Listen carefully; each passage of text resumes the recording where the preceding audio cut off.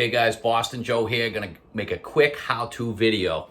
If you search for this, your gas range, this is a GE gas range, and basically what it is, you turn on the bake element and the oven does not heat up. So I'm gonna show you exactly what you gotta do real quick. $30 fix. The pot is $80 through GE. Go on Amazon. I'll put a link in the description. This is the part you're looking for. The one on Amazon comes basically just like this. It's got on one end, it's got a connector, and then it's got a flat end on the other. It had a little wire exposed when I bought it, but you just have to cut a connector that I'm going to show you later, and then they give you little wire nuts, and then you wire nut it on there.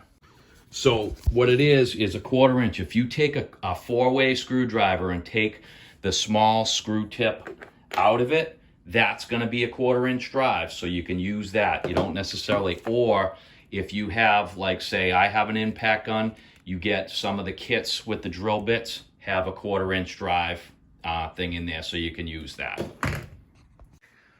First step, pull out the oven racks. Second step, I've already taken out the 2 screws in the back so that I could do this quick. We're gonna take out the broiler pan. So let me pull that. Once you lift it up in the back, it pulls out from the front because it slips under this lip. There's the element that you need to replace. It's a little warm because I actually just replaced the brand new one.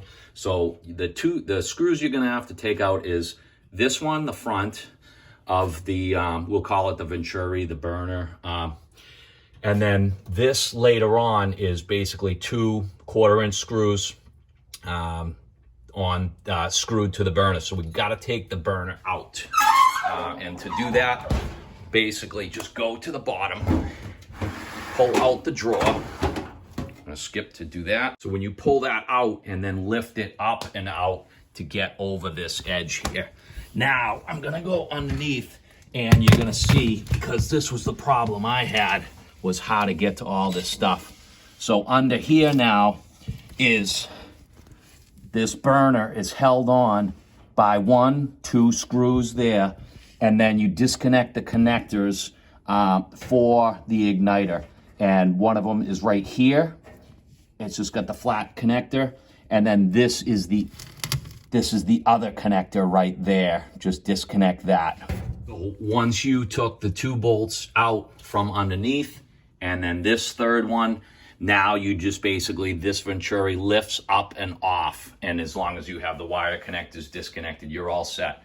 Then the actual part just connects to the Venturi tube with 2 more 1/4 inch screws there. So just replace the part onto the Venturi, and then stuff your wires through the hole, make your connections down below. Then you can screw the Venturi back in with the 2 screws down there, come up top and finish off and put the front screw in, and then you're done. And then just put everything back. Basically, you're sliding in your drawer and then putting in your bottom bake pan, and then your grates. That's it. Thanks for watching, guys. If you thought this was at all helpful, I usually do automotive stuff, so you can subscribe to me, but obviously I have other how-to videos. So, and if you like this and it helps you out at all, hit that thumbs up. It really helps with the YouTube stuff. And that's it, guys. Over and out.